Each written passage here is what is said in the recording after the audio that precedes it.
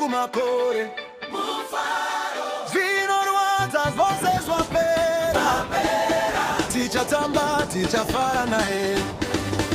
Parijosangana naye Jesu Haleluya Kudenga denga kumakore Zvino Rwanda zvose zvapera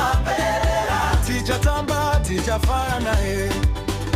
Misodi yedu ichapukutwa Nekunaka kwechiso chake Hapachina rufu, hapachina kuchema Tichange tiri mumbwenje wekubwinya kwake Simudza maoko ako pemberera mambo Ndinozizwa mumweya wangu Mufaro usingaperi Takagadzirira kusangana naye Ngoma ngai